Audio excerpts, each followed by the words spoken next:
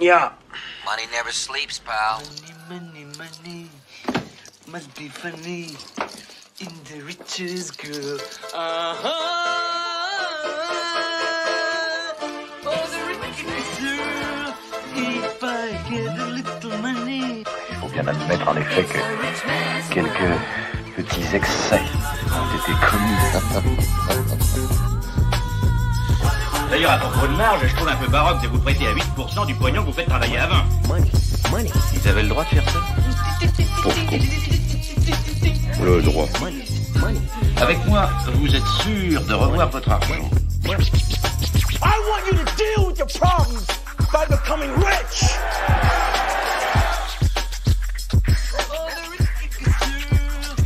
Je crois qu'il serait temps, messieurs, de tenir le langage du bon sens.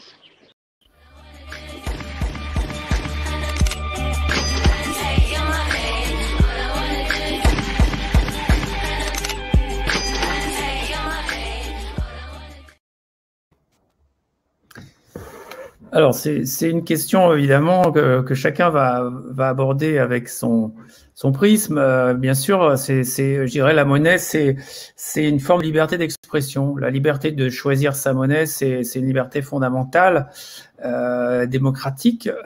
C'est aussi important que de choisir son bulletin de vote lorsqu'il y a une élection. Et évidemment, c'est même peut-être plus important dans la mesure où les partis politiques eux-mêmes sont tributaires ont besoin de financement et de ressources pour faire des campagnes. Donc, c'est inhérent à la vie démocratique. Pour se faire entendre, il y a beaucoup de bruit, et pour se faire entendre et faire passer son message, il faut des ressources. Donc, le choix du système monétaire, c'est une liberté fondamentale. Donc ça, c'est le plus important. Ce que j'attends, en tout cas, le plus, c'est que chacun puisse choisir sa monnaie. Ça, c'est vraiment une sorte de préalable démocratique essentiel. Une fois qu'on a dit ça, chacun a sa conception donc du système qu'il va choisir ou privilégier, ou des systèmes, parce que dans ma vision, je pense qu'on serait amené à utiliser plusieurs monnaies. C'est d'ailleurs le cas quand on voyage aujourd'hui, puisque les monnaies sont plus ou moins régionales. Donc, on a affaire à plusieurs monnaies au cours de sa vie si on a la chance de voyager. Mais qu'est-ce qu'une monnaie, un système monétaire? Donc, je reviens plutôt à ça parce que ça permet de cadrer ses attentes. Déjà, on a une conception de ce que désigne le mot système monétaire. Alors, je dirais que donc je vais me placer dans un champ très différent de celui des idéologues, parce qu'il y a des gens qui ont une approche totalement idéologique de la monnaie. Moi, j'en ai une approche beaucoup plus, je dirais, pragmatique, qui est dire que c'est une technologie qui permet de transférer de la valeur dans le temps. C'est-à-dire qu'en gros, on reçoit une valeur à un instant T, on se donne, grâce à une technologie qui s'appelle la monnaie ou un système monétaire, on se donne la possibilité de dépenser plus tard. Pour moi, l'autre observation que je ferais, c'est que c'est un jeton, une unité monétaire, ça représente une forme d'énergie, hein, puisque quand on parle par exemple d'un salaire, effectivement, un salaire rémunère un travail, et en thermodynamique, en physique, donc il y a une équivalence entre énergie et travail qui se mesure en joules. Donc ça, c'est très important de le garder à l'esprit, parce que ça permet de décoder pas mal de phénomènes économiques. Si on a ce prisme, cette grille d'analyse, ça explique plein de choses, et je pense qu'on va en reparler. Donc ça, c'est des choses assez basiques. Une fois qu'on a dit ça, effectivement, on attend une forme d'efficience, une forme de neutralité, je dirais, technologique. Mais bien sûr, il faut qu'il y ait un consensus autour de l'usage d'une monnaie suffisamment large pour que cette monnaie soit effective. C'est-à-dire qu'une monnaie, c'est aussi une construction sociale, mais la construction sociale, c'est le consensus pour utiliser une technologie. Le consensus se fait autour d'une technologie. Ça, c'est très important de garder à l'esprit. C'est pas juste une construction sociale et un consensus abstrait. Donc, ça c'est disons la vision, la définition qu'on peut faire d'un système monétaire. Et à partir de là, effectivement, on a toute la liberté de le concevoir. La technologie, c'est toujours une histoire de compromis entre des avantages et des inconvénients. Donc, pour ce qui concerne Bitcoin, puisque c'est un peu une des monnaies qui est les plus populaires aujourd'hui parmi les nouvelles monnaies, et que je connais assez bien, c'est pour ça que je peux en parler, c'est effectivement, il y a un angle écologique, parce qu'une fois qu'on a établi le lien entre monnaie et énergie, effectivement, on comprend mieux pourquoi Bitcoin représente donc une énergie passée. C'est la tokenisation d'une énergie passée, celle qui a permis d'extraire le Bitcoin mathématiquement dans le domaine des mathématiques, comme la pièce d'or a été extraite physiquement du sol. Donc on a affaire à un stock d'énergie passée qui donc peut se transférer dans le cadre d'une transaction.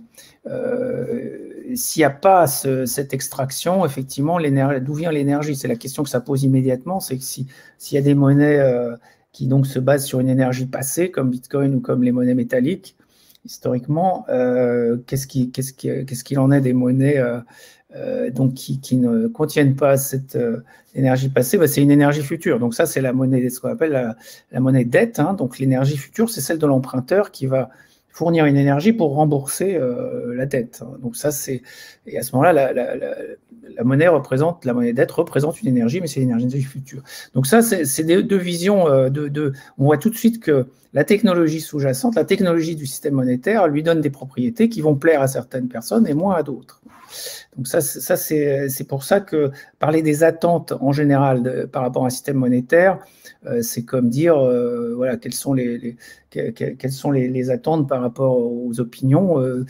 On fait une enquête d'opinion. Chacun doit pouvoir trouver dans un système monétaire quelque chose qui pour lui fait consensus et donc une communauté qu'il a envie de rejoindre finalement. Donc moi j'ai eu envie de rejoindre la communauté Bitcoin parce que j'ai estimé que c'était bon pour l'environnement, puisque c'est une monnaie qui tokenise de l'énergie qui est conçue pour qu'on consomme l'énergie la moins chère. Donc, forcément, l'énergie la moins chère, c'est les surplus d'énergie, de production d'énergie. Et donc, il se trouve que ce sont forcément des énergies renouvelables, parce que l'énergie fossile ne génère beaucoup moins de surplus. Et surtout, c'est beaucoup plus cher. Donc, clairement, ça favorise la rentabilité des infrastructures de production d'énergie renouvelable. Donc, dans ce sens, c'est bénéfique à l'environnement. L'espèce de propagande qui ferait croire que ça consomme autant qu'un pays comme la Finlande, c'est évidemment mensonger, puisque la Finlande ne consomme pas, que je sache, de surplus d'énergie. La définition d'un surplus, c'est justement il n'est pas consommé. Donc sinon, c'est pas un surplus. Donc ça consomme 0% de la consommation de la Finlande, Bitcoin, en fait. Par contre, ça consomme effectivement moins de 1% en réalité de la production d'électricité mondiale, qui correspond. Il n'y a évidemment aucune production qui est consommée entièrement. Une production industrielle n'est jamais consommée à 100%, il y a toujours un minimum de pertes, et donc c'est le cas de la production électrique. Donc quand on est à moins de 1%, on sait qu'on est, ça veut dire que plus de 99, s'il n'y avait que Bitcoin pour consommer ces surplus, ça voudrait dire que cette production électrique est consommée à plus de 99%, ce qui est évidemment pas le cas. Il y a d'autres, on n'arrive pas à consommer en fait tous ces surplus de production qui viennent de tas de choses, notamment du fait que ces infrastructures de production électrique produisent, on ne peut pas ajuster sa production constamment à la demande qui est hautement variable, évidemment, ne serait-ce qu'entre le jour et la nuit, même si on fait des tarifs heure creuse, heure pleine, il y a évidemment des variations de la demande, et il est impossible en pratique d'ajuster constamment en temps réel la production. Donc il y a des surplus, et Bitcoin est là, conçu pour les consommer, donc de ce point de vue, encore une fois, ça favorise la rentabilité des énergies renouvelables, donc c'est bon pour l'environnement. Donc c'est contre-intuitif si on écoutait la propagande, mais une fois qu'on sait qu'effectivement il y a des lobbies qui font une propagande anti-Bitcoin et donc pro-statu quo, pro-euro, ça permet d'éclairer ça et de prendre les bonnes décisions. Donc après, on peut utiliser d'autres monnaies. Bitcoin est aujourd'hui optimal comme réserve de valeur, un concurrent plus de l'or métal, évidemment, plus concurrent de l'or métal que de l'euro, finalement, qui est utilisé dans les échanges. La fameuse loi de Gresham, c'est qu'on utilise la mauvaise monnaie dans les échanges et la bonne, on la garde comme réserve de valeur. Donc l'usage en tant que moyen d'échange peut se développer, et surtout on peut utiliser d'autres monnaies comme moyen d'échange.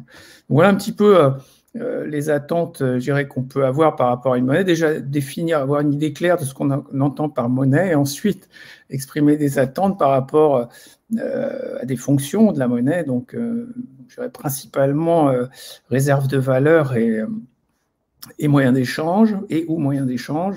Une monnaie est rarement optimale pour l'un et l'autre. Unité de compte, c'est encore un troisième volet dont on parlera tout à l'heure. Mais à ce stade-là, je peux passer la parole, je pense, à Adrien. Merci. Alors, personnellement, pour moi, alors dans une monnaie, effectivement, je suis d'accord avec toi quand tu dis que le fait qu'on puisse choisir une monnaie, moi, ça me paraît indispensable. Et la liberté de choisir sa monnaie en tant que citoyen, en tant qu'utilisateur, ça me paraît effectivement évident. Et c'est quelque chose qui est assez nouveau parce que avant l'apparition des crypto-monnaies ou enfin des monnaies numériques du type Bitcoin et monnaie libre, June et autres, effectivement, on était un peu soumis aux monnaies qu'on nous imposait, gouvernementales, étatiques, etc. Et là, l'arrivée de monnaies numériques sur Internet qu'on gère entre nous, c'est vrai que là, c'est un nouveau truc qui nous apparaît. On se dit, OK, on a le droit de choisir notre monnaie. Ça, je suis d'accord. Donc, une monnaie que moi, dans ce que je recherche dans une monnaie, effectivement, première liberté, ce serait que je puisse choisir ma monnaie. Ma deuxième chose, ce serait que je puisse avoir un système monétaire dans lequel la création ne va pas me nuire. Enfin, en tout cas, il n'y a pas des gens qui vont être privilégiés par rapport à moi face à la création de cette monnaie en termes de proportion. Et j'ai pas non plus envie d'en créer plus que les autres parce que ça voudrait dire que dans ces cas-là, mon avis compte plus que les autres. Et personnellement, moi, je pars du principe que tous les êtres humains, en tout cas en termes d'économie, se valent et ont le droit d'avoir leur avis sur ce qui vaut pas, sur ce qui est important de faire ou pas. Et que du coup, pour moi, une monnaie qui serait créée de manière non symétrique entre des gens, qui avantagerait des humains par rapport à d'autres, des générations par rapport à d'autres, ou moi, ça me convient pas vraiment. C'est le cas de l'euro. L'euro, il n'est pas créé de manière symétrique entre tout le monde. Hein. Il y a des gens qui ont accès au crédit bancaire, à d'autres qui n'ont pas accès à ça. Les monnaies locales, c'est pareil. Elles sont créées en fonction des euros. Donc, ceux qui ont beaucoup d'euros peuvent avoir beaucoup de monnaies locales, les autres non. Le Bitcoin, ceux qui étaient là avant ont créé beaucoup de monnaie et ceux qui sont là aujourd'hui ne peuvent pas en créer autant que leurs prédécesseurs. Donc, moi, c'est ça en gros le truc qui me limiterait moi pour le Bitcoin parce que fallait être là avant, quoi. Moi, je me suis réveillé trop tard, c'est en fait, mais la plupart des mineurs de Bitcoin avaient déjà pris le truc avant. Et le problème, c'est que voilà, j'ai connu l'existence du Bitcoin un peu trop tard et des gens avaient pris le truc avant moi. Et donc, moi, je sais qu'aujourd'hui, ce serait carrément impossible pour moi de créer la moindre portion de Bitcoin parce que le système est fait en sorte que les Bitcoins sont créés par ceux qui sont arrivés au début. Et aujourd'hui, on a 80 ou 90% de la masse monétaire totale du Bitcoin qui sera présente. Donc, je crois que c'est prévu pour 21 millions d'unités. Aujourd'hui, on a 18 millions de créés ou 19 millions. Donc, en fait, on est vraiment très proche de la fin. Donc, la plupart de la masse monétaire Bitcoin est déjà répartie dans l'économie. Et du coup, ceux qui arrivent aujourd'hui, ils peuvent pas... ils pourront jamais lutter contre ça, quoi. Donc moi ça c'est un truc qui me dérange. Donc voilà, moi ce que je cherche dans une monnaie, c'est qu'elle soit créée en permanence par tout le monde et à égalité entre tout le monde. Je cherche aussi le fait qu'une monnaie puisse me servir ou nous servir en tout cas, pour ceux qui l'utilisent, d'étalon de mesure pour mesurer ce qui est la valeur. Et donc là je suis plutôt d'accord et je vais parler un peu de la théorie relative de la monnaie de Stéphane Laborde, qui est la théorie qui a été écrite qui démontrait la possibilité d'une monnaie libre, et ensuite la monnaie libre June, elle découle de cette théorie-là. Et dans cette théorie relative de la monnaie, il y a des axiomes en fait de base qui sont comme quoi la valeur c'est quelque chose qui serait relatif, donc c'est une notion de relative entre tous les individus, c'est-à-dire qu'en gros, pour Stéphane dans sa théorie, une des prémices de base, c'est chaque être humain est un référentiel valide pour décider ce qui est valeur ou pas à ses yeux. Et si on veut faire en sorte que on puisse mesurer ce qu'est la valeur avec un outil, en fait, en général, dans plusieurs domaines, dès qu'il y a relativité, du coup, pour essayer de mesurer quelque chose dans un espace relatif, il faut avoir une unité de mesure basée sur un invariant, quelque chose qui ne change pas quand on change de référentiel. Et donc, pour moi, la monnaie libre, elle répond à ça. Et c'est ce que je cherche aussi dans une monnaie, c'est de se dire, bon, dans la monnaie libre, par exemple, on crée de la monnaie tout le temps, tous les êtres humains créent de la monnaie, on crée un dividende par jour, par personne, tout le temps. Et dans 30 ans, ça sera le cas aussi. Et un dividende, c'est une proportion. Donc, on crée toujours un pourcentage de la masse monétaire en circulation. Et donc, ce truc-là, ça devient une sorte d'étalon, de mesure qui nous permet, en fait, à chacun de décider ce qui est valeur ou pas pour nous. Et on n'est pas tributaire, en tout cas, dans un système comme ça, de la valeur accordée par ceux qui étaient là avant nous. Et du coup, on est toujours tous libres de décider ce qu'est la valeur. Donc, moi, ça m'importe beaucoup d'avoir une unité de mesure qui dispose d'un invariant pour mesurer la valeur, et donc quelque chose qui ne bouge pas entre tous les êtres humains. Voilà, et donc qui privilégie personne, et aussi qui circule bien, parce que du coup, là, tu parlais, Pierre, de l'énergie, de l'extraction, enfin de l'extraction de l'or ou de la création d'un bitcoin. Pour l'or, effectivement, on peut voir ça comme ça aussi, se dire, bon, l'or, ça justifie d'une énergie passée, de fait d'avoir extrait cet or d'un endroit. Parce que bien sûr, on n'achète pas l'or à la terre, on ne fait que le récupérer, quoi. Mais du coup, là, dans l'histoire, on voit que l'or, au final, est-ce que ça a été utilisé comme monnaie d'échange, c'est-à-dire est-ce que des gens payaient avec de l'or? J'ai plus l'impression quand même que l'or, c'est quelque chose qui va effectivement être une réserve de valeur, mais qui va peut-être être pas très pratique si on veut payer, faire un virement à quelqu'un qui habite aux États-Unis, ou pour payer en or, soit on va passer par des tiers de confiance qui vont faire des transactions et ensuite, au final, lui donner un bout d'or. Mais si moi, je vais envoyer des grammes d'or à quelqu'un pour le payer, c'est pas pratique, quoi. Donc, effectivement, les monnaies numériques, comme le Bitcoin, la June, etc., ou même l'euro, en fait, en final. Hein. Mais ça, c'est des monnaies, parce qu'elles sont numériques, c'est super pratique pour échanger, c'est super facile, en fait, du coup. Donc, voilà, pour moi, une monnaie, elle doit aussi bien circuler, et c'est pour ça que j'imagine que le Bitcoin, pour moi, ça ressemble un peu à l'or, hein, dans ce truc-là, parce que c'est une valeur économique, il y a une quantité, en fait, maximum, une répartition qui est déjà faite, et une valeur qui est mise dedans. Et l'or, on voit qu'il y a beaucoup de gens qui la stockent plutôt que l'échanger. En tout cas, ça sert de réserve, en fait, plus que de monnaie, d'outil d'échange, quoi. Et je me demande si le Bitcoin, est-ce qu'il va suivre cette trajectoire ou pas? Est-ce qu'il va continuer d'être très échangé pour des échanges tous les jours? Ou est-ce que ça va être vraiment des choses sur lesquelles on capitalise, comme des maisons, comme des autres choses, où je vais pas acheter mon pain avec des bouts de maison, quoi. Donc, voilà. Donc, j'ai l'impression que ce truc-là, et donc, pour moi, la monnaie libre, elle a ce truc-là, étant donné que sa valeur, elle est relative, et que n'importe qui a un stock de monnaie libre, en fait, son stock va se diluer dans la création monétaire des gens qui continuent à vivre. Il y a une sorte de limite dans la réserve possible qu'on peut avoir de monnaie libre, qui fait qu'il y a un roulement qui s'opère sur 40 ans dans la monnaie libre, qui permet justement d'éviter d'avoir le même phénomène que l'or ou le Bitcoin, où en fait, s'il y a 80% ou 90% de la masse qui est stockée chez des gens, les autres, en fait, n'ont pas accès, et ça va être très très dur pour eux d'utiliser comme monnaie, parce que pour pouvoir utiliser quelque chose comme une monnaie, il faut y avoir accès. Donc, si 90% sont détenus par des gens qui l'ont déjà et qu'il faut travailler pour eux pour l'avoir, moi, ça m'intéresse en tout cas très peu. Voilà, et la dernière chose, c'est quand tu parlais de la preuve de travail, je voulais juste spécifier, parce que oui, pour les histoires de consommation, moi, c'est des choses qui sont très techniques, et de toute manière, l'euro consomme énormément, parce qu'il y a beaucoup d'utilisateurs. Le Bitcoin, il y a une consommation qu'on peut mesurer en joule, effectivement, où on prend la puissance des machines, etc., puis on regarde.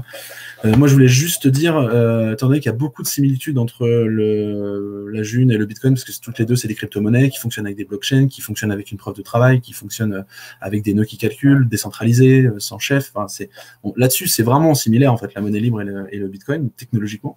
La seule grosse différence, c'est la création de la monnaie. Mais dans la monnaie libre, en fait, il y a aussi un petit changement qui a été fait en termes de consommation. C'est que la preuve de travail, elle est la difficulté, en fait, pour calculer les blocs, en fait, va être personnalisée pour chaque utilisateur, ce qui fait qu'il n'y a pas dans la monnaie libre, il n'y a pas de course à la puissance qui nous incite à avoir des machines plus puissantes, parce qu'il n'y a aucun intérêt à avoir une machine plus puissante, parce que déjà on ne crée pas de monnaie en plus quand on calcule les blocs, et en plus dès qu'un nœud calcule un bloc, il est éjecté du système pour les, je sais plus, 5 ou 10 prochains blocs. Donc en gros il y a un système de roulement qui fait que c'était pour tuer dans l'œuf en fait toutes ces histoires de course à la puissance, qui pourront ne pas rien consommer, mais juste un peu pas rentrer dans une escalade incroyable de consommation énergétique mesurable en joules, en watts, en ce qu'on veut. Voilà. Si tu veux.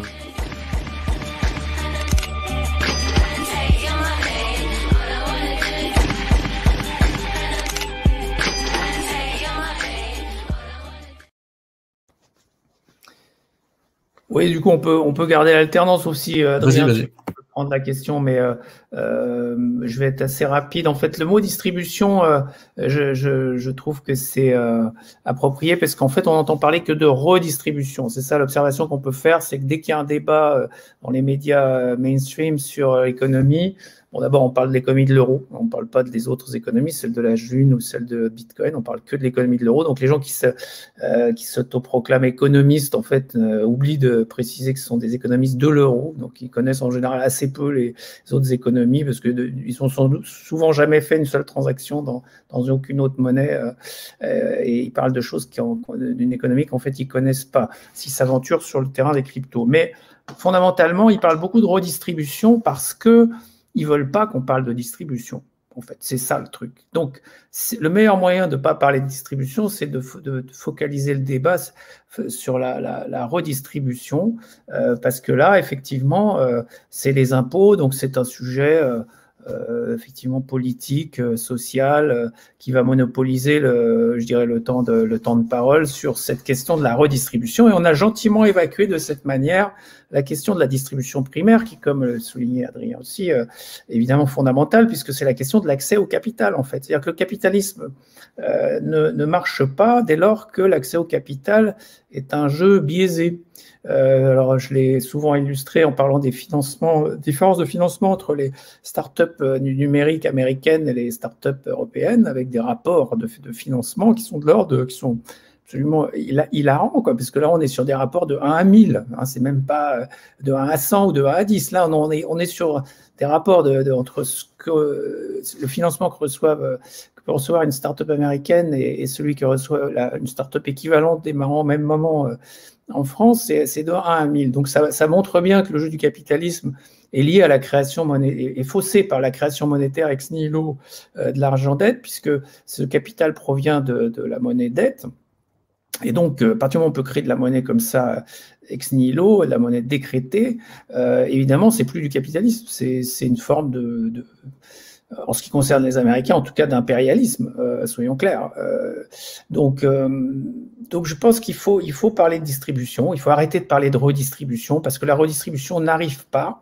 Expérimentalement, on observe, on constate que la redistribution ne permet pas de réduire les inégalités. Il faut arrêter d'essayer, j'ai envie de dire, parce que si on continue d'essayer, on aura, comme disait, je crois, Einstein, hein, la vraie folie, c'est de faire toujours la même chose en espérant un résultat différent à chaque fois. Ben non, c'est sûr que la redistribution ne permettra pas de réduire les inégalités. Moi, j'en suis absolument convaincu. Par contre, la distribution, oui, ça va sérieusement changer la donne. Et c'est pour ça, d'ailleurs, qu'ils ne veulent pas en parler, nos amis de l'euro, parce qu'ils maîtrisent la création monétaire, donc la distribution.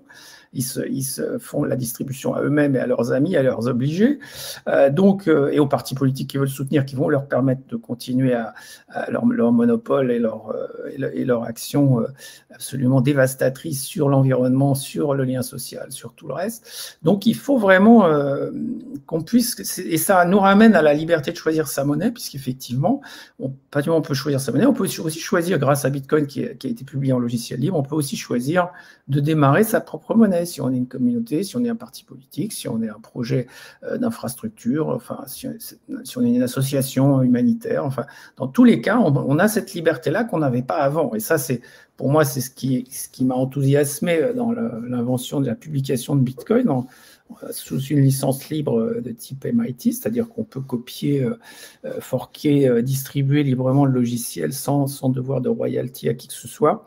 Donc c'est ça qui est fascinant, c'est cette capacité. Et on l'a vu, donc on a observé, parce qu'aujourd'hui il y a des centaines de monnaies qui se sont lancées, dont la June et donc bien d'autres.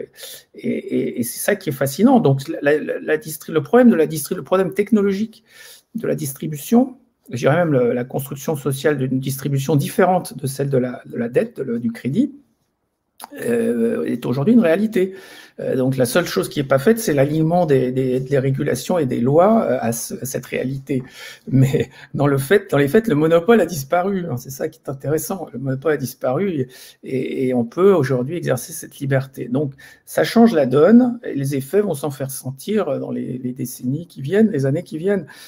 Et ça va être très, très intéressant. Et on va s'apercevoir que finalement, le problème de la redistribution perd en importance si on arrive à marginaliser l'euro par rapport à d'autres monnaies. La redistribution par l'euro, par des mécanismes donc un peu qui en plus sont très je dirais qui produisent des incitations négatives, puisqu'en fait ceux qui réussissent doivent donc redistribuer, et puis il y a une espèce de compétition pour le crédit qui est absolument désastreuse. Il faut remplacer ça par la compétition des monnaies pour les gens. C'est-à-dire qu'aujourd'hui, les gens sont en compétition pour une monnaie. Il faut que maintenant, les monnaies, au pluriel, soient en compétition pour les gens, c'est-à-dire pour gagner leur attention et leur utilisation et leur adhésion.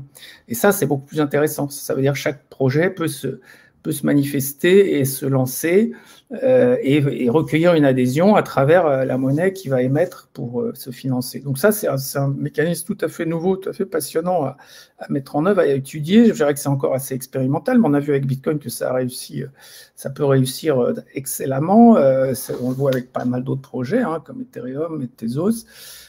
On peut avoir beaucoup de succès avec ça, et ça, c'est très important parce que c'est ça qui va permettre de créer de nouveaux acteurs, de changer la donne, parce que ces nouveaux acteurs, ils ne seront pas sur le même agenda qu'une monnaie monopolistique qui a fait l'objet d'une capture réglementaire et qui donc a sélectionné un certain nombre de gens, un certain nombre de profils, je dirais, mais qui ne laisse rentrer aucune espèce d'alternative et des gens avec des projets, avec une variété de projets.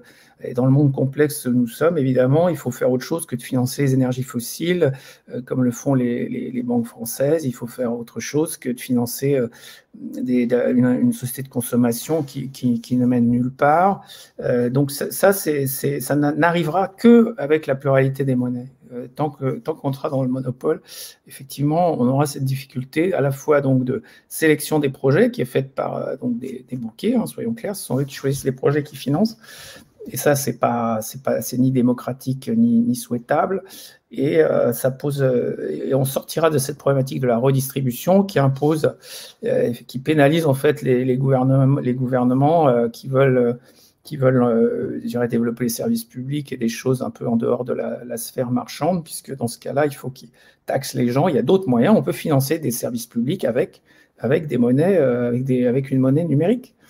Évidemment, et la monnaie tirant sa valeur de l'usage et de l'utilité, un service public est particulièrement bien choisi pour ça. Moi, je prends souvent l'exemple de la ligne de train dont on peut tokeniser les billets, et les billets tokenisés deviennent une forme de monnaie. À ce moment-là, si on adhère à l'usage, si on adopte cette monnaie, on a indirectement contribué à financer la ligne de train. Donc, c'est ce genre de mécanisme. Et ça, là, on est plus dans la théorie des jeux que dans la thermodynamique. Alors, j'ai parlé de la thermodynamique et du lien entre monnaie et énergie, mais en fait, Bitcoin a réussi la synthèse de la thermodynamique et de la théorie des jeux. C'est-à-dire ce qu'il ne faut pas oublier, c'est la théorie des jeux, c'est-à-dire les incitations à l'adoption. Parce que s'il n'y a pas d'incitation à l'adoption, il y a une forme d'inertie, ce qu'on appelle en anglais voter apathy pour les élections, mais ça existe aussi pour la monnaie. C'est-à-dire qu'il y a une forme, on n'est pas impliqué nécessairement dans un nouveau projet qui arrive, parce qu'on a son quotidien, on a ses propres contraintes, ses propres projets. Donc pour qu'un nouveau projet émerge, il faut des incitations. C'est une nécessité absolue. Sinon, on reste confidentiel et on n'a pas d'effet de levier qui va créer de la valeur.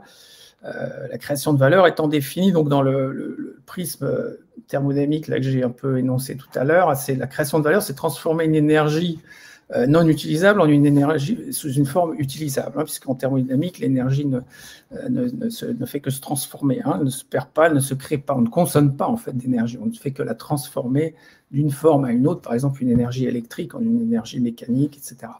Ça, c'est le premier principe de la thermodynamique. Donc, une fois qu'on a compris ça, effectivement, les incitations sont fondamentales. Parce que la création de valeur, donc c'est ce qui va permettre qu'une monnaie non seulement garde sa valeur, mais même on gagne une, parce que Bitcoin, quand ça s'est lancé, ça valait zéro, par définition, puisqu'il n'y avait qu'un utilisateur ou deux. Donc, quand il n'y a qu'un ou deux utilisateurs, la monnaie vaut zéro. Ouais, c'est la monnaie. Sinon, c'est une monnaie, ce qu'on appelle une monnaie décrétée, fiat money en anglais, et c'est l'euro. Et à ce moment-là,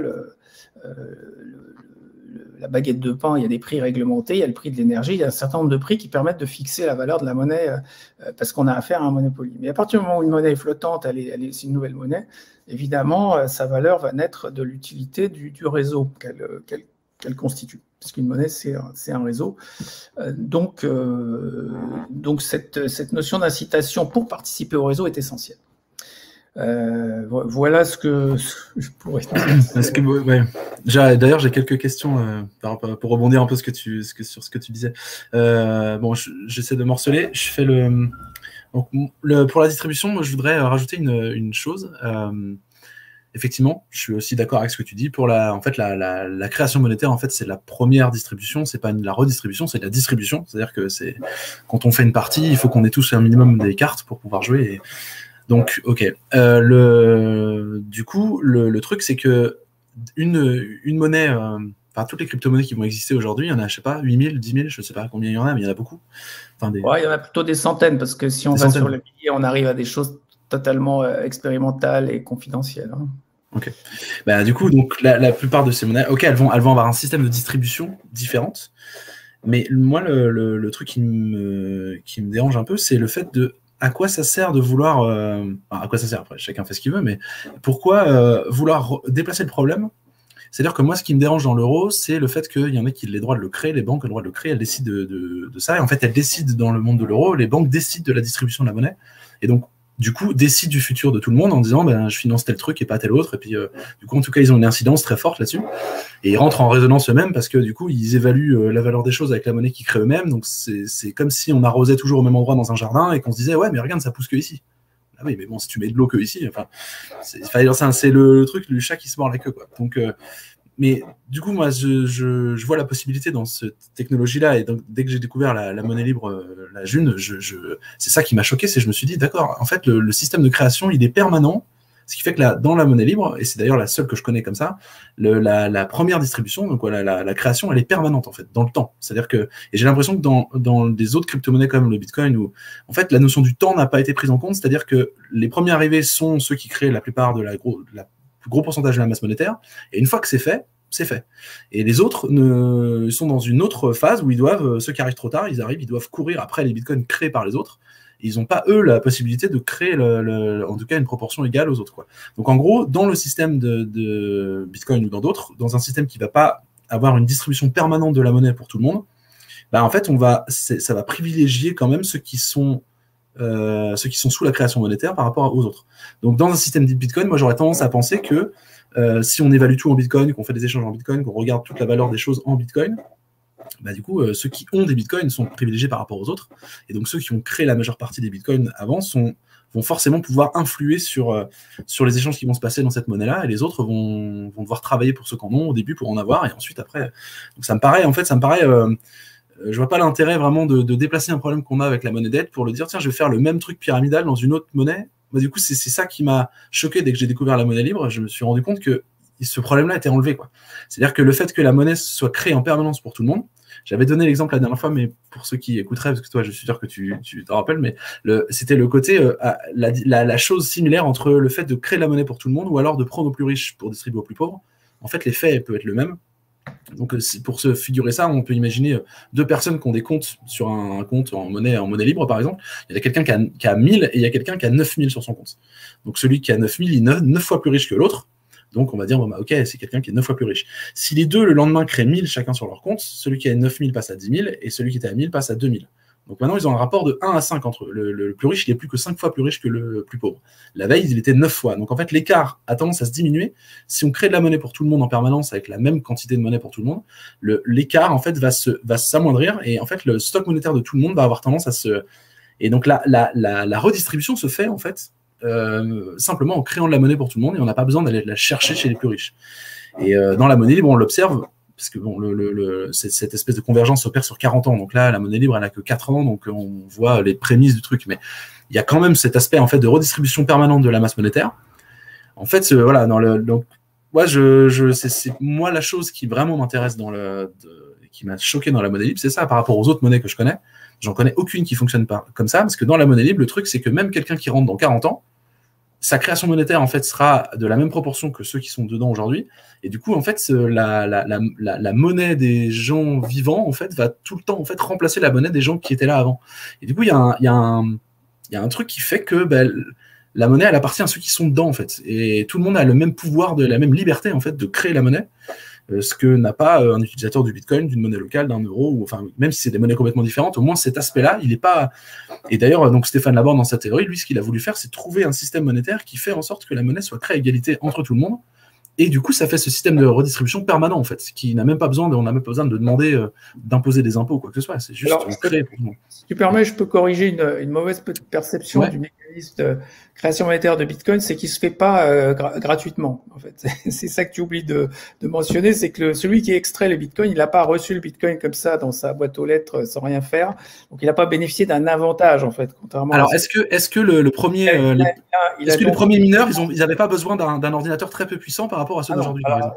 Alors ça, c'est un autre. Là, tu mélanges deux problèmes. Mais c'est intéressant. Mais là, c'est pas égalitaire. Qui consiste à mélanger deux problèmes, qui est le minage. C'est-à-dire aujourd'hui, un mineur, s'il va avoir un Bitcoin, en gros, il dépense la même chose que moi. Moi, je peux l'acheter avec des euros ou je peux le miner, mais ça va coûter en gros la même chose. C'est ça qu'on peut observer. Enfin, je ne vais pas rentrer dans le détail du taux de hash.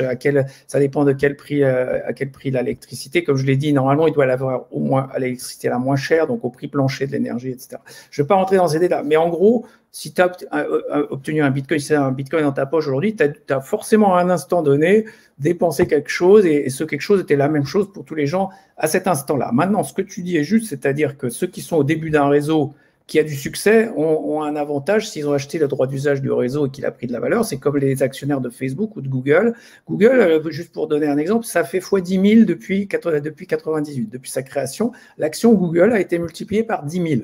D'accord? Mais est-ce que pour autant, j'estime, moi, que quand j'achète une action Google aujourd'hui, je suis en désavantage par rapport à quelqu'un en 98? Non. Parce que non, en fait, c'est une valeur, en 98, non, attends, laisse-moi dire, il avait investi du temps pour. Il avait pris un énorme risque, en fait, pour investir dans Google, parce que moi-même, j'étais en capacité d'investir dans l'action Google en 98 et je ne l'ai pas fait. Donc, je pourrais aujourd'hui pleurnicher en disant si j'avais su, j'aurais pu. Oui, mais je ne l'ai pas fait. Donc, si je ne l'ai pas fait, c'est que je n'ai pas voulu assumer ce risque. Et celui qui l'a fait, qui a assumé ce risque, a obtenu un résultat. Puis, il y en a plein. Et puis, s'il a fait d'autres investissements, il a sans doute perdu plein d'autres choses. Donc, je pense qu'il faut sortir de ce débat. Et surtout, il faut que tu comprennes que le temps est intégré complètement dans la logique Bitcoin, puisqu'effectivement, un réseau, ça se développe, l'utilité d'un réseau se développe, comme on dit souvent, comme le carré du nombre d'utilisateurs.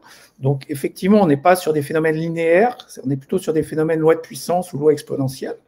Ça, c'est la caractéristique physique, mathématique, je dirais, d'un réseau. Donc, il faut le prendre en compte. Il ne faut pas se dire je vais faire un système de distribution qui va. Le système de distribution de la June, moi, me convainc pas, juste parce qu'il n'est pas aligné avec la théorie des jeux, tout simplement. C'est-à-dire que ça ne représente pas une incitation pour moi, contrairement à ce que tu dis, parce que je ne pense pas que ce soit créateur de valeur. Mais surtout, les prémices sont bonnes. C'est-à-dire que dans les autres systèmes, c'est inégalitaire. Non, il y a une prise de toute façon.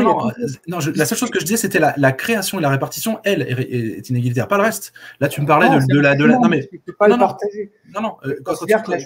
Par exemple, la génération d'avant moi. Elle avait pas les mêmes conditions le confort que chaque génération a. Il s'appuie sur des sacrifices, des inventions, du travail qui ont été faits par la génération précédente. Donc cette notion que la nouvelle génération est lésée par rapport à la précédente est totalement fausse. La génération actuelle bénéficie aussi. Je suis d'accord avec ça, Pierre.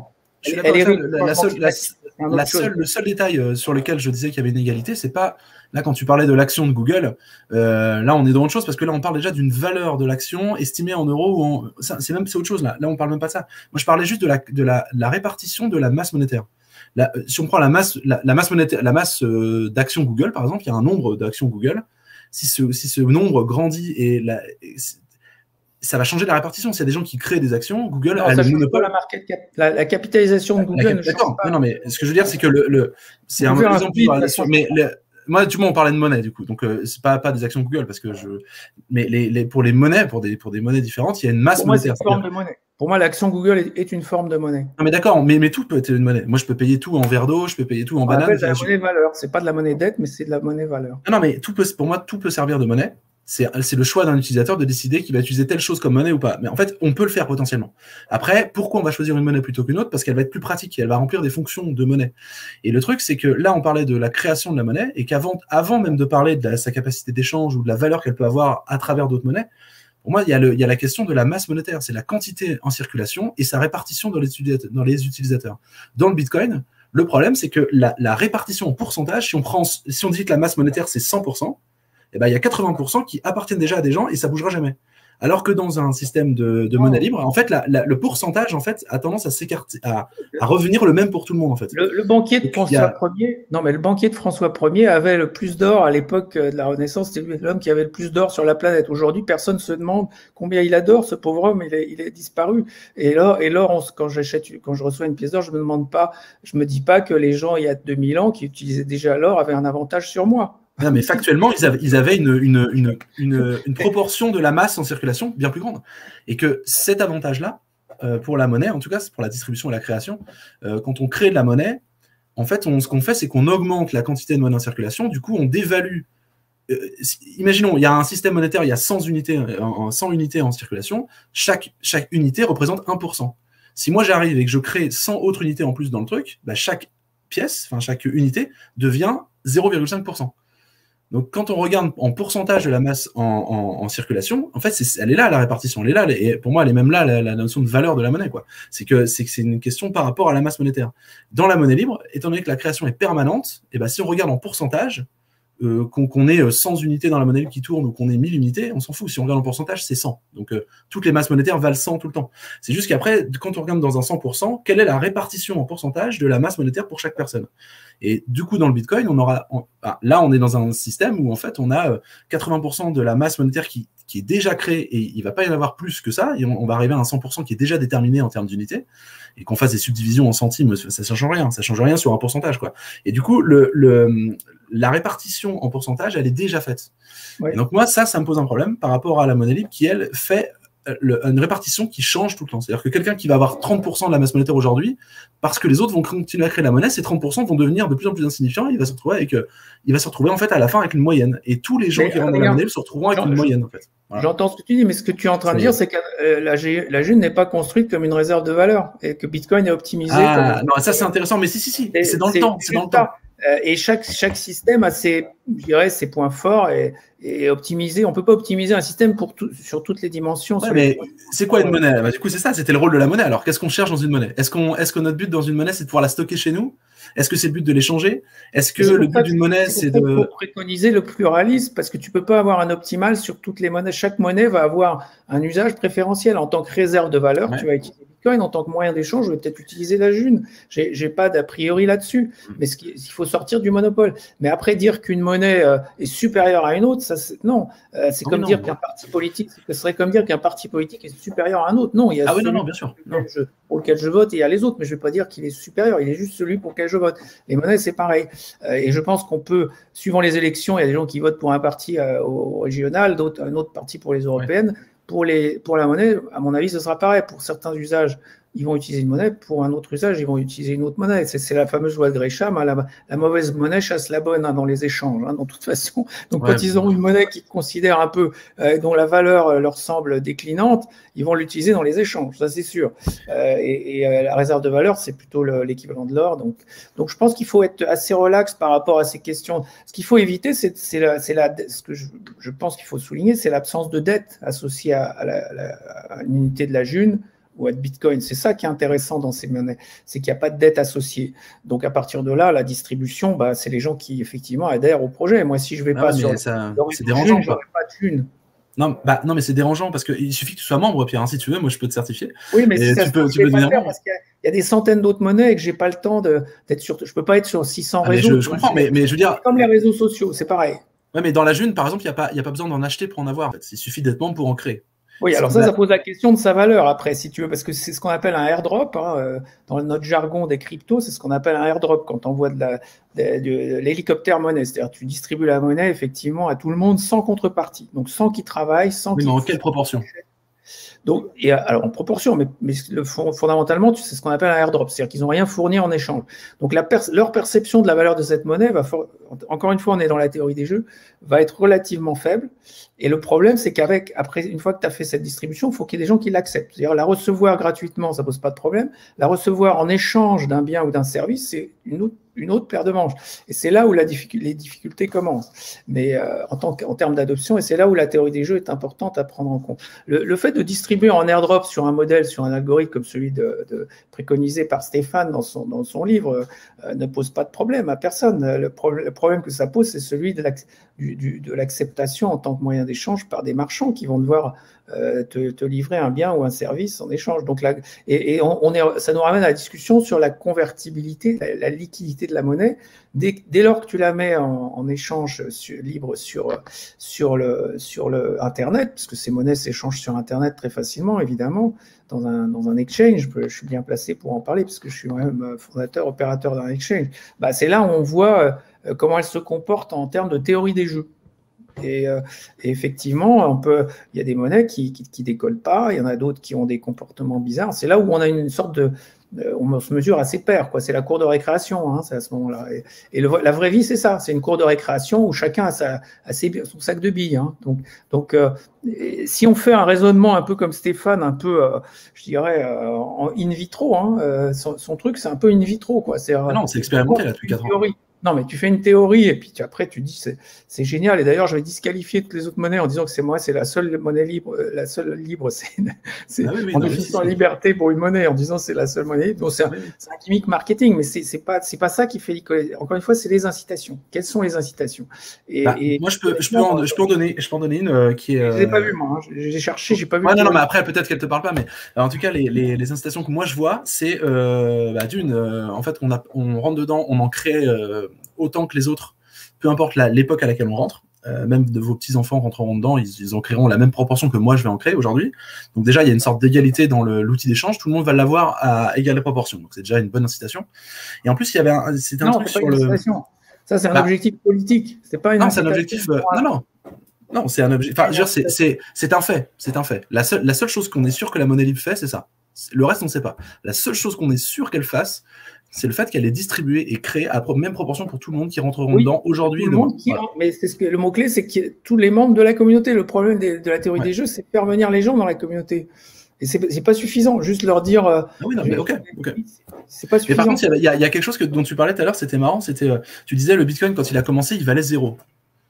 Et c'est là où, en fait, moi, de mon point de vue et du point de vue de la théorie relative de la monnaie, moi, je suis d'accord avec ce point de vue-là, c'est que ça veut rien dire, valoir 0. C'est que si on part du principe que la valeur, c'est quelque chose que chacun peut estimer intimement et qu'il n'y a pas de vérité qui décide que ça vaut 0, ça vaut 1, en fait, ça vaut quelque chose toujours à travers quelque chose d'autre, en fait. Donc, Adrien, ça, c'est ce que j'appelle un raisonnement in vitro. Si je vais chez mon boulanger, je ne vais pas lui expliquer que j'estime que sa baguette, elle vaut 50 centimes, juste parce qu'il va me demander 1 euro. Donc, non, si la baguette de pain n'a pas la même valeur pour moi que pour mon voisin, c'est mon problème. Mais un prix, c'est le mesure de la valeur. C'est pas la valeur. C'est un phénomène extrêmement complexe. Et c'est certainement pas au niveau individuel que ça se forme. Donc, le dire qu'une fois que ce n'est qu'une mesure est relative, on est tous d'accord. Ce n'est qu'une mesure. Un prix, ce n'est qu'une mesure. Un prix, c'est pas la valeur de l'objet, c'est une mesure d'une valeur. Un prix peut différer pour la même chose. Moi, je peux mettre, la valeur et la mesure de la valeur, c'est deux choses différentes. C'est comme la chaleur et la mesure de la chaleur. Là, on est sur des points différents. Quand on mesure quelque chose dans une unité au préalablement choisie. Donc, moi, je peux mettre de la valeur dans un objet, et ensuite, je peux le mesurer en Bitcoin, je peux le mesurer en June, je peux le mesurer en Ethereum, je peux le mesurer en euros, et il y aura des mesures différentes de la même valeur. Donc, la mesure, c'est quelque chose de différent. Voilà. Je ne comprends pas comment comment on aboutit à un prix d'échange. Comment je vais acheter 1 euro avec de la June, par exemple. C'est ça la question, donc la formation du prix. Ouais. Ça ne va pas être relatif à un individu. Ça, je peux dire que ça va être un marché mondial sur Internet où la formation du prix va se faire quoi que tu... Oui, mais la formation, c'est quoi? C'est une moyenne, non? C'est une moyenne des prix pratiqués. C'est la dynamique des prix, c'est le jeu. Ça vient pas du ciel, je veux dire. Ça vient de quoi? C'est la loi de l'offre et de la demande, c'est les rapports de force. C'est la main invisible, c'est ça? Plein de choses. Non, mais c'est plein de choses. Selon Aristote, c'est les rapports de force, c'est pas la loi de l'offre et de la demande, parce qu'il y a plein d'exemples de prix qui sont formés sur des rapports de force et pas du tout sur l'offre et la demande. Donc, c'est très complexe la question de la formation du prix.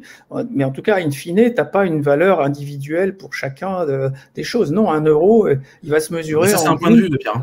C'est un point de vue. Moi, c'est pas le mien. C'est pas mon point de vue. À nous. Et si je peux pas échanger ma june contre une autre monnaie, parce que c'est ça la question. Mais tu peux le faire. Tu peux le faire. Ce que j'ai dit, c'est une impasse, c'est ce que j'appelle une impasse topologique. C'est un réseau qui devient une impasse. Moi, si tu veux, je te vends des. Si tu veux, je t'achète un Bitcoin en june. Ou un Satoshi en june, si tu veux. Moi, j'ai aucune incitation déjà à changer mon. Voilà, mais on peut le faire. Si on décide d'échanger, Pierre, on peut échanger. J'ai aucune référence je veux pas être celui qui va former le prix. Je considère pas que mon avis est pertinent pour donner. Pour faire un taux de change entre je vais juste observer ce qui se fait à travers la loi des grands nombres. Et donc, c'est bien la problématique de croissance du réseau qui est compliquée parce que tu n'as rien en contrepartie, tu n'as rien fourni, tu n'es que sur des airdrops. Et ça, mais c'est pas vrai. Quand tu es que sur des airdrops, tu as un vrai problème de formation du prix. Mais non, c'est pas vrai. J'ai vendu plein de choses. J'ai eu des junes en retour. Donc, en fait, moi, les junes que j'ai, il y en a beaucoup que j'ai eu parce que j'ai échangé du travail, du temps, j'ai changé des choses. Et là, si je te propose d'échanger des junes avec tes bitcoins. Ce que tu décris, c'est un mécanisme qui ne passe pas à l'échelle. C'est-à-dire que ça marche à un niveau affinitaire local avec des gens que tu connais, effectivement, que tu arrives à. Donc, ça marche alors déjà. Mais c'est pas comme ça que se développent les réseaux sociaux. Et c'est pas comme ça que tu arrives dans la concurrence où on se trouve, parce que la june n'est pas placée dans le vide intersidéral, elle est placée dans un monde où il y a des centaines, tu l'as souligné toi-même, il y a des centaines de monnaies. Donc, tu n'arriveras pas à la masse critique sur cette mécanique parce qu'elle n'est pas scalable, comme on dit, elle ne passe pas à l'échelle.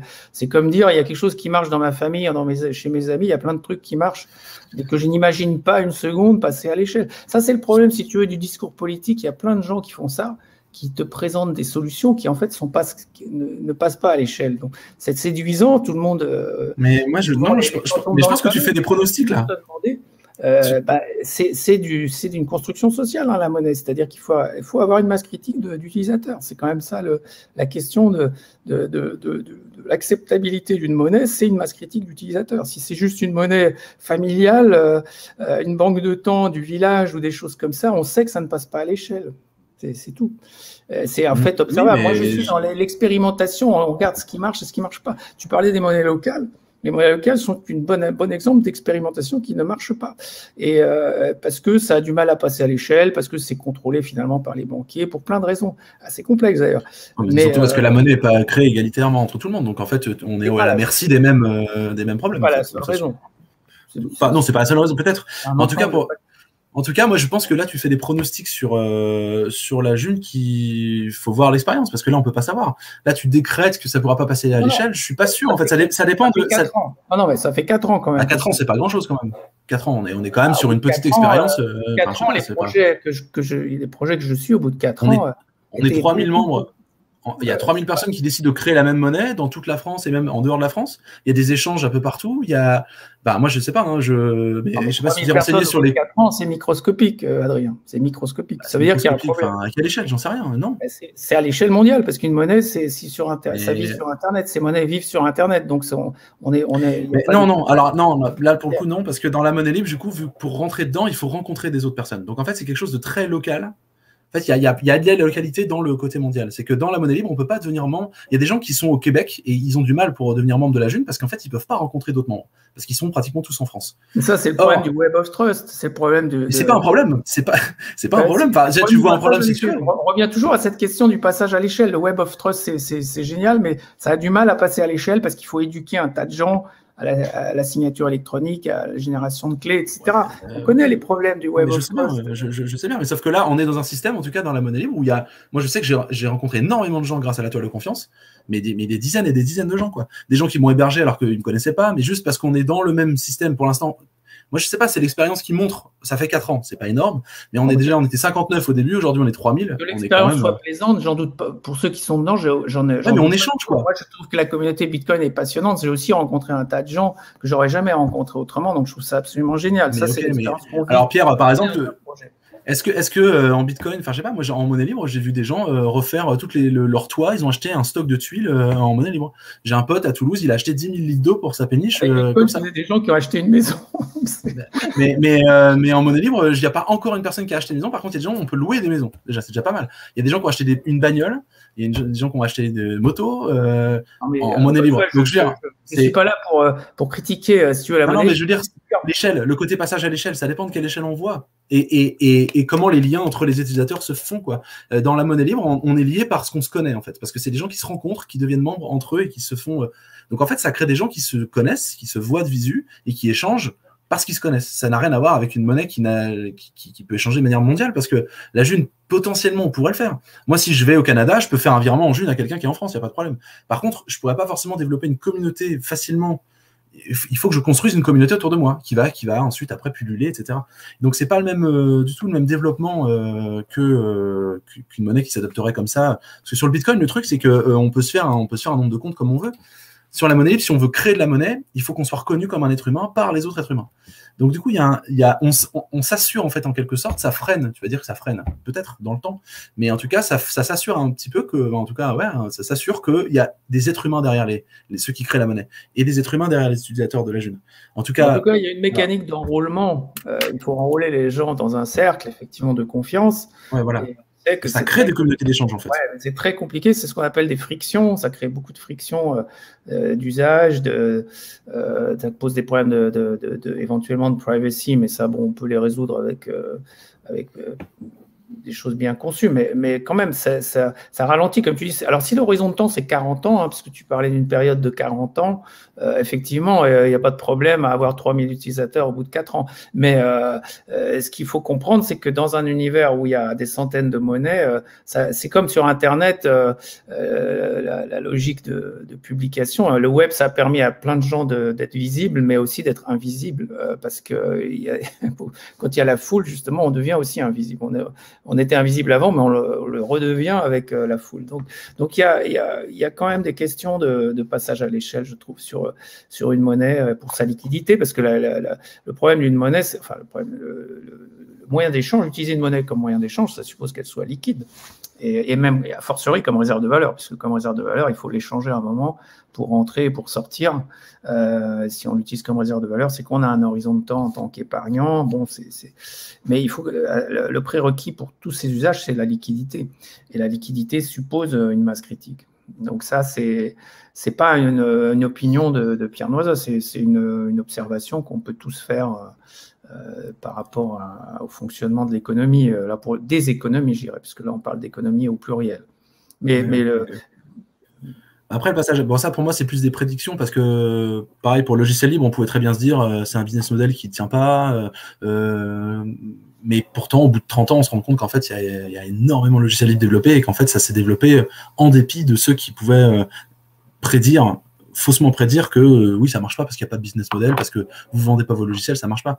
Pour moi la monnaie libre en fait pour moi le logiciel libre ça marche. Le logiciel libre ça marche. Il y a un exemple, l'exemple que je cite souvent, c'est Linux. Linux est un logiciel libre, donc il n'y a pas de marketing derrière, et pourtant ça équipe la moitié des serveurs web. Aujourd'hui, ça a pris le pas sur Microsoft. Donc c'est bien la preuve qu'il y a des incitations, et si ça a marché, c'est qu'il y a des incitations positives à contribuer à un logiciel libre, notamment de réputation, de convivialité, comme tu le soulignais, faire partie d'un projet, ça permet de rencontrer des gens, de nouer des amitiés, c'est très très important, ça a une valeur, à mon avis, encore plus grande que n'importe quelle valeur monétaire. Donc, dans le cas du logiciel libre, il y a des mécaniques d'incitation en place, qui sont ce qu'on vient de dire, mais c'est vrai aussi pour une monnaie, en fait.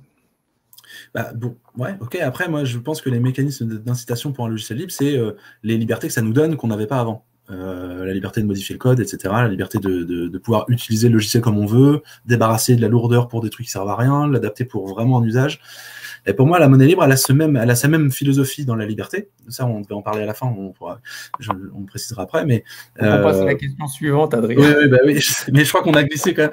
Mais pour moi, l'incitation de la monnaie libre, pour moi, c'est ça. C'est pour les individus qui penseraient comme moi en tout cas aussi, que la valeur c'est quelque chose qui revient à chacun de décider ce que c'est. Chacun est libre de décider ce qu'est la valeur pour lui ou pas. C'est quelque chose de relatif complètement. Dans ces cas-là, la monnaie libre, c'est une unité de mesure qui peut être super pratique parce qu'elle dispose d'un invariant. Et dans un monde relativiste, l'invariant, c'est ce qui sert à mesurer. Donc pour moi, ça c'est une incitation, c'est-à-dire qu'on pourrait estimer la valeur des choses en fonction de ça, parce qu'au moins on est sûr que là, il y a une quantité de monnaie par le nombre de personnes qui est toujours équivalent. Donc en fait, ça prend en compte le nombre de gens, d'humains, qui utilisent la monnaie et la masse monétaire. Moi, je trouve que c'est vraiment, vraiment pratique. Et il y a aussi un côté, alors ça c'est pour ceux qui ne connaîtraient pas ce truc-là, quand la monnaie libre n'existait pas encore, il y a eu des expérimentations par le jeu pour essayer de faire expérimenter à ce qu'il voulait l'expérience d'utiliser différentes monnaies. Et en fait, dans ce jeu qui s'appelle Geconomicus, c'est un fork d'un jeu qui s'appelle La Corbeille. Et en fait, le but, c'est de simuler des échanges avec des différents systèmes monétaires. Et quand on fait ça, généralement, moi j'en ai organisé 5 ou 6, on fait ça sur une journée quand même. Donc ça se joue à 10-15. Et donc il y a tout un système où on échange des cartes comme ça. Les joueurs s'échangent entre eux des cartes et on leur met un système monétaire dans la partie. Et on va leur mettre un système monétaire donc, qui va mimer la monnaie dette dans la matinée et ensuite la monnaie libre l'après-midi. Alors, j'incite n'importe qui à aller voir les comptes rendus des Geconomicus. Il y en a en vidéo, il y en a par écrit, etc. Et vous allez voir, c'est incroyable. Mais ce qu'on voit, et ce qu'on observe, et ce qu'on expérimente, c'est que quand on utilise un système où la monnaie va être rare, comme la monnaie dette, par exemple, où on va devoir toujours rendre des dettes à un banquier, plus les intérêts, etc., ça fait que la monnaie, en fait, est rare, et ben, on observe des comportements de vol, de triche des joueurs. Il y a des gens qui sont anxieux, en fait, pendant la partie. Et pendant la monnaie libre, c'est pas du tout la même chose. Il y a des gens qui vont donner plus facilement, parce qu'ils savent de toute manière que le lendemain, il y a encore un dividende universel, enfin, dans le tour d'après, il y a encore un dividende universel qui vient. On sait qu'on va pas être asséché de monnaie, et on se rend compte qu'en fait, utiliser une monnaie X ou Y en fonction de son système de création, et ben en fait, ça n'implique pas du tout les mêmes comportements humains derrière. Et alors, la monnaie dette, elle n'est pas rare pour tout le monde. Hein. Ah oui, non, mais d'accord, mais je veux dire, c'est un gros pourcentage quand même. Ça dépend à quel niveau du jeu on se trouve. Mais, oui, ok, mais bon, je veux dire, ok. Je pense qu'il faut laisser Samuel nous lancer la question suivante, mais c'est super intéressant ce que dit.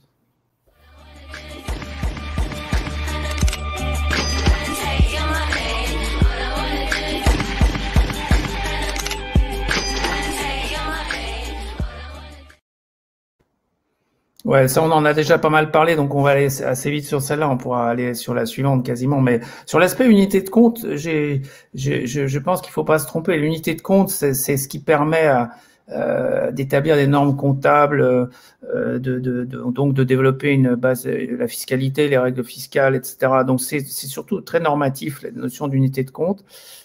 Et donc, ça désigne de facto une monnaie qui est plus ou moins un stablecoin dirigé par une autorité centrale. Donc, on est assez proche du modèle de l'euro. Donc, moi, ça me gêne pas qu'on dise que l'euro est optimisé pour l'usage unité de compte, de même que Bitcoin est optimisé pour l'usage réserve de valeur, et peut-être que la June ou le Litecoin sont optimisés pour l'usage de moyens d'échange. Je pense que encore une fois, chaque système monétaire est optimisé pour une des trois fonctions. Il n'y a pas un système qui fait bien les trois fonctions. En particulier, l'euro ne fait pas bien l'aspect réserve de valeur et il a ces autres problèmes qu'on a évoqués de créer des inégalités. Donc, voilà ce que j'aurais à dire sur les trois fonctions, mais je pense qu'il ne faut pas passer trop de temps si on veut aborder les questions suivantes. Oui. Alors, par contre, pour l'unité de compte, je ne sais pas si on met, pour moi, l'unité de mesure surtout. Enfin, pour moi, c'est lié en fait ces trucs-là, parce que la monnaie, pour moi, elle sert aussi à mesurer la valeur, du coup, comme le degré va servir à mesurer la chaleur, donc va donner la mesure de la chaleur va donner une température, et donc nous, la mesure de la valeur va donner un prix. Donc le prix, c'est bien la mesure, quoi, c'est bien le résultat d'une mesure. Mais au même titre que pour si on mesure la chaleur de quelque chose, si on prend un thermomètre en Fahrenheit, un thermomètre en Celsius, un thermomètre en Kelvin, en fait, on va mesurer la même chose, qui a la même quantité de chaleur, mais on va mesurer une température différente, parce que la température va être liée à l'unité qu'on a choisi d'utiliser pour faire cette mesure. Et le problème avec la valeur, pour moi, c'est un peu la même chose. Et ce qu'on peut expérimenter dans le Geconomicus, ce qu'on peut voir dans la théorie relative de la monnaie, et ce qu'on peut expérimenter depuis 4 ans dans la June aussi, c'est que utiliser une monnaie qui se crée différemment et qui du coup, ne nous met pas dans les mêmes conditions en tant qu'utilisateur, en fait, va changer la création de valeur. Parce que du coup, on va mesurer la valeur avec quelque chose de différent. Du coup, chaque être humain va être en capacité de créer de la valeur là où il ne pouvait pas le faire dans une monnaie qui manque. Et du coup, en fait, c'est comme si on imagine un jardin. Si on décide d'arroser que dans le même endroit, on va avoir qu'un truc qui pousse au même endroit. Ça va peut-être bien pousser. Mais si on décide de mettre des gouttes en fait partout dans le jardin, on va se rendre compte qu'il va y avoir plein de fleurs qui vont pousser. Il y a peut-être des plantes auxquelles on n'avait pas pensé, à laquelle on n'avait pas pensé, mais qui sont en fait le résultat du coup de la création de valeurs de chaque individu en fait. Et dans la monnaie libre, c'est comme s'il pleuvait un peu partout, tout le temps, parce qu'il y a de la monnaie partout. Et du coup, chaque être humain est capable de créer la valeur là où il pense en avoir.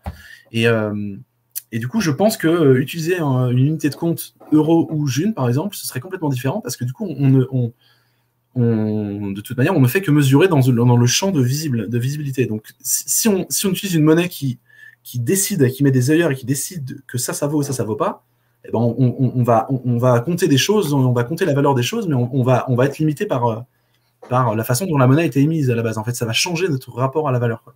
Alors que dans une monnaie libre, en fait, vu que chacun est libre de créer la valeur qu'il veut, et peut le faire, et peut l'échanger surtout, et peut reconnaître la valeur de chez les autres en achetant, en échangeant. Je pense que du coup, faire un compte de ce qui est produit ou pas, quand on estime la valeur en monnaie libre, on voit d'autres choses qu'on ne voyait pas quand on regardait en euros. Et quand on regarde en Bitcoin, on voit d'autres choses qu'on ne voyait pas. Enfin, quand on choisit une monnaie pour mesurer, en fait, on va voir des choses qu'on ne pouvait pas voir à travers d'autres monnaies, quoi. Donc, je pense que c'est pas anodin donc l'unité de compte, effectivement, moi, je pense que la June est vraiment, vraiment intéressante parce que du coup, grâce à son invariance, son dividende universel, au moins, c'est de la même base pour tout le monde. Voilà. Quand tu parles de stablecoin, c'est marrant parce que je ne sais pas trop la définition que ça veut dire, mais pour moi, je me pose toujours la question, stable par rapport à quoi? Parce que on peut être stable par rapport à un truc et pas par rapport à un autre. Par rapport au prix d'un panier de consommation défini par... Oui, mais au prix, c'est pareil. Le prix, c'est déjà une mesure, en fait. L'émetteur du stablecoin. Oui, mais le prix, c'est déjà une mesure. Oui, c'est une définition tautologique. C'est-à-dire que tu dis... voilà, donc ça sert à rien. 1 euro comme... si ton panier est réduit à la baguette de pain, tu dis 1 euro, ça vaut une baguette de pain. Ça, c'est ce qu'on appelle un stablecoin. Parce qu'après, ça oblige tous les autres prix à se former sur cette... alors moi, la seule chose qu'on peut dire, c'est que un dividende universel, c'est basé sur un être humain dans la monnaie libre. Donc c'est pour ça qu'on peut s'en servir facile de mesure, parce qu'on sait qu'un dividende, ça représente à chaque fois, en gros, une proportion d'un être humain, quoi. Ça représente l'être humain, parce qu'il n'y a que des dividendes créés par des êtres humains, et chaque dividende qui est présent, chaque june qui est présente dans le système, vient forcément de la création d'un être humain, quoi, qui a été reconnu comme un être humain par les autres. Donc du coup, la monnaie libre, pour moi, c'est une stablecoin, mais par rapport à l'humain. C'est-à-dire qu'elle est stable par rapport aux humains qui l'utilisent. Voilà. Après, moi, tout ce qui est stable par rapport à des trucs qui bougent, ça m'intéresse pas trop. Un système thermodynamique hors équilibre. L'être humain est défini comme un système thermodynamique traversé par un flux d'énergie et hors équilibre, ce qu'on appelle hors équilibre en thermodynamique. Donc, c'est-à-dire qu'en gros, si le flux s'arrête, l'être meurt. Donc, son entropie augmente et ça, mais encore une fois, c'est le problème de la TRM, c'est qu'elle s'est trompée de théorie. C'est pas la théorie de la relativité qu'il faut appliquer à un système monétaire, c'est la théorie de la thermodynamique et la théorie de l'information. J'ai déjà dit à Stéphane, il s'est juste trompé de théorie. Mais bon, après, le problème de ces théories de la relativité, c'est que encore une fois, ça va être un problème pédagogique, parce que moi, ça me parle pas du tout. Mais dire que les humains, c'est des invariants, utiliser la valeur comme un invariant lié à un humain, c'est tellement loin de la réalité que moi j'observe que j'ai beaucoup de mal à... En fait, c'est ça, mais parce que je t'entendais dire que un truc, ça vaut quelque chose ou ça vaut pas quelque chose. Ou comme dans une monnaie donnée, oui, bien sûr. Mais et après, comment on définit ce qui a de la valeur ou pas? La mesure d'une valeur. Si je suis moi créateur de la monnaie avec laquelle je mesure, du coup, je peux mesurer ce que je veux comme je veux, quoi. Ouais, mais ce que tu supposes en disant ça, Adrien, c'est que tu supposes que ces réseaux, les monnaies étant des réseaux, qui sont pas interconnectés. C'est-à-dire que tu pourrais définir un référentiel de valeur sur le réseau de la June, indépendamment des autres réseaux. Mais c'est pas ça la réalité, c'est qu'ils sont tous interconnectés. C'est-à-dire qu'à un moment, un porteur de June, il va vouloir acheter des euros avec, convertir en euros ou inversement. Et il peut regarder la valeur d'un euro. Tu vois ce que je veux dire? Quand tu compares un euro et une June, la valeur d'un euro, il va pas pouvoir la définir à son niveau individuel. C'est ça que tu n'as pas l'air de. Mais bien sûr que si. Moi, si tu veux, on peut échanger des euros avec des Junes au prix que tu veux. On se met d'accord et on n'a pas besoin d'avoir un marché. Non, si je sais pas combien ça vaut, je vais être gêné, je vais pas le faire. En vrai, je vais pas échanger mes euros. C'est pas parce que tu veux pas le faire qu'on peut pas le faire. Attends, moi je peux le faire en tout cas. Voilà. En théorie, on peut le faire. En pratique, bien sûr. En pratique, on peut le faire. Ah bah non, en théorie, on peut, mais en pratique, on peut pas. Et ça, c'est moi, je le fais.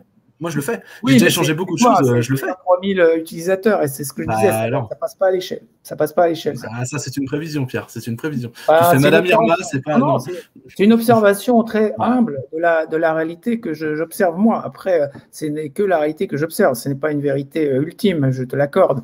Mais j'ai j'ai quelques cheveux blancs et un peu d'expérience des marchés, comme on dit, puisque je suis dedans. Je n'en parle pas qu'en théorie. Moi, je les pratique parce que c'est le jeu qui m'est proposé. Je peux pas changer le jeu en tant qu'entrepreneur et dire le capitalisme, ça me plaît pas, je vais changer, je vais faire autre chose. Non, c'est le jeu qui m'est donné. Alors, je peux faire une association loi de 1901, certes, je peux me placer en dehors de la zone marchande, mais si je veux faire quelque chose qui a un peu d'impact, en vrai, voilà, je peux pas changer les règles du jeu et décider voilà, arbitrairement que voilà, ma façon de voir va s'imposer au monde. Donc, il y a quelque chose qu'on observe dans la monnaie libre qui est bizarre, et ça, du coup, c'est par exemple, je vais pouvoir acheter une citrouille en june à Toulouse pendant une période d'hiver, par exemple, et ça va pas être le même prix pour le même objet, mais dans un autre endroit, à une autre période. Mais comment c'est possible alors? Comment c'est possible qu'il n'y a pas un prix qui descende du ciel qui décide que ça vaut tant? En fait, moi, je me rends compte, alors tu vas me dire peut-être parce que c'est petite échelle, mais alors pour moi, ça ne veut pas dire que c'est faux. C'est juste, on voit que simplement le prix, c'est une mesure. C'est-à-dire qu'il y a deux personnes qui veulent échanger. Ces deux personnes qui veulent échanger vont mettre un prix entre elles pourquoi ce prix devrait influencer ce que fait l'autre à côté? Si l'autre à côté il a plus de jeunes.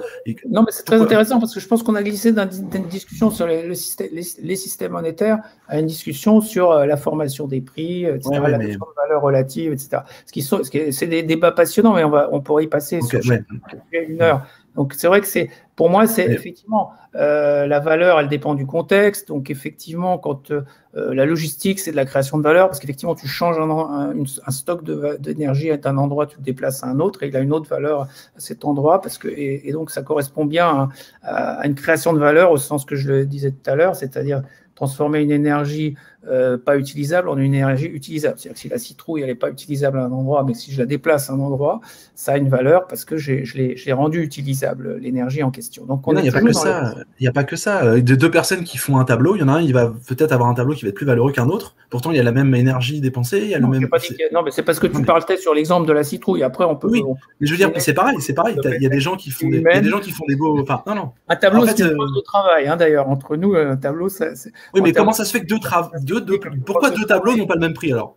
Pourquoi deux tableaux n'ont pas le même prix s'ils sont tous les deux la même énergie? Parce que c'est pas le même travail derrière. C'est pas le même travail derrière. Si c'est un peintre comme Claude Monet qui peut aller nymphéa à 60 ans, parce qu'il a commencé à les peindre à 60 ans, les nymphéas, il a toute sa carrière derrière lui, donc ça correspond à une certaine énergie.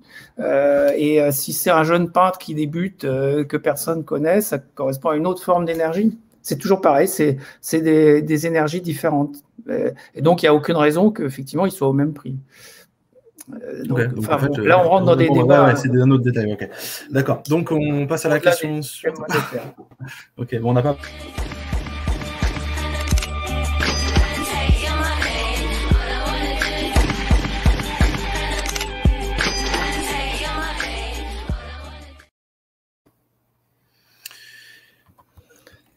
Je crois qu'on a. Enfin, moi, j'ai conclu. Je peux te laisser conclure si tu veux, Adrien, mais je pense qu'on est déjà à 1h10. Donc, je pense que nos auditeurs ont eu nos avis sur la question, nos visions en tout cas sur les systèmes monétaires. Moi, encore une fois, ce que je soutiens, c'est l'utilité de la diversité et du choix libre. Effectivement, comme tu le dis, il y a 3000 personnes qui utilisent la June, il y en a 100 millions qui utilisent Bitcoin, mais je ne fais pas de hiérarchie entre les deux. Je pense que ce qui m'intéresse dans les deux, c'est qu'ils coexistent et qu'ils offrent une alternative au monopole qui nous est imposé, qui nous est encore imposé actuellement et qui doit absolument cesser. Le plus vite il cessera et le plus vite on bénéficiera, le plus grand nombre bénéficiera de cette invention technologique qui est la possibilité, encore une fois, de créer une monnaie de manière autonome et au sein d'une communauté et de faire grandir cette communauté si le projet, si la monnaie, le système monétaire est bien conçu. Donc, c'est la discussion qu'on a eue sur les caractéristiques de chacun des systèmes. Donc, ça, c'est presque accessoire, j'ai envie de dire. Par contre, ce qui est essentiel, c'est la diversité et la possibilité de le faire, ce qu'on appelle l'optionnalité, qui est donnée maintenant à chacun. Et ça, c'est un gain de liberté. Pour moi, c'est une forme de liberté d'expression qui est vraiment essentielle. Voilà ce que je voulais dire sur les systèmes monétaires. Ok, Je conclue en disant, voilà, la définition, parce qu'on fait qu'on a voulu parler de ça, mais bon, tu parlais de liberté de choisir sa monnaie. Du coup, la monnaie libre, en fait, elle s'appelle monnaie libre parce que, comme pour le logiciel libre, c'est la même philosophie. L'utilisateur d'une monnaie libre va disposer de 4 libertés, dont la liberté de choisir sa monnaie, première liberté. Deuxième liberté, la liberté d'utiliser les ressources autour de lui. Troisième liberté, c'est la liberté d'estimer et de créer de la valeur comme bon lui semble. Et la monnaie étant une valeur aussi par essence, voilà, et donc et la quatrième, c'est la liberté de compter dans la monnaie choisie, qui n'est pas la même chose que la première liberté. Et en gros, ces libertés-là, dans la monnaie libre, c'est pas la monnaie qui est libre, c'est l'utilisateur qui se dit, du coup, quand j'utilise une monnaie libre, je suis sûr d'avoir au moins ces 4 libertés, comme l'utilisateur du logiciel libre va disposer de 4 libertés sur son logiciel. Et moi, c'est ça qui m'importe en fait. C'est pour moi l'incitation, elle est du même ordre que pour les logiciels libres. C'est qu'en fait, on peut voir dans les libertés que ça nous donne en tant qu'utilisateur. Et la démarche de la création de la monnaie libre, c'était partir de ces 4 libertés et d'essayer de trouver un système monétaire qui fait en sorte que l'utilisateur d'une monnaie aurait donc en sa disposition ces 4 libertés. Et la seule solution possible, en fait, d'après Stéphane et d'après la théorie qu'il a écrite, c'est la forme de monnaie libre. Et ça, ça, c'est des choses on peut discuter longtemps. C'est toujours inquiétant quand on fait une définition et qu'il n'y a qu'une solution. Non, c'est une forme qui est unique. Par l'auteur de la définition. En fait, c'est pas la solution n'est pas unique, c'est la forme de solution qui est unique. C'est-à-dire que la forme de solution. Après, tu peux trouver une infinité de solutions, mais je voulais pas relancer le débat, je voulais juste conclure, hein, parce que sinon. Bien sûr. Et donc, bien sûr. Et donc, du coup, pour tous ceux qui connaîtraient pas la monnaie libre et qui voudraient se renseigner, n'hésitez pas à aller voir sur monnaie-libre.fr, donc monnaie-libre, donc -du6, monnaie-libre.fr, monnaie-libre.fr, pardon. Vous pouvez aller sur le forum aussi, forum.monnaie-libre.fr. Vous pouvez aller voir sur des sites comme géchange.fr, donc la lettre G et change. Vous allez voir, en fait, c'est une sorte de Le Bon Coin qui vous permet de voir ce qui peut être acheté, vendu, en tout cas avec cette monnaie-là. Et surtout, aller sur le forum Monnaie Libre et rencontrer des gens de votre région, parce que vous allez voir, c'est comme ça qu'on crée les communautés d'échange, en fait, et qu'on peut librement échanger avec une monnaie qu'on crée à égalité. Et du coup, vous allez voir, l'expérience est assez fameuse. Et surtout, il n'y a pas, pour l'instant en tout cas, il n'y a pas d'euros à mettre pour entrer dedans. On n'a pas besoin d'acheter. Désolé Pierre, on n'a pas besoin d'utiliser Paymium pour avoir des jeunes. C'est désolé. C'est pas qu'on n'en a pas besoin, c'est qu'on ne peut pas. D'ailleurs, pourquoi on peut pas? C'est ça m'intéresserait de savoir. Mais voilà, voilà. Donc, alors, puisque tu cites quelques URL, je vais juste rappeler que je tiens un blog sur ces questions depuis 10 ans qui s'appelle e-duca.fr. Duca comme la fameuse monnaie quasi médiévale, et pour dire qu'on est maintenant sur des ducats électroniques, hein, donc e-duca.fr, c'est mon blog, et ma société donc qui s'appelle paymium.com peut vous permettre d'acheter des bitcoins si vous souhaitez rentrer dans ce réseau et l'expérimenter pour vous faire une idée, parce que c'est toujours mieux d'expérimenter, il n'y a pas besoin nécessairement de l'adopter dans la durée, il faut au moins l'essayer, je pense que ça peut être éclairant. Voilà, en tout cas, merci de votre attention, et merci Adrien pour ta présentation qui était merci de cet échange qui était, ma foi, assez cordial, c'est plutôt cool. Ça mériterait d'en avoir 3 heures, mais bon, c'est comme ça.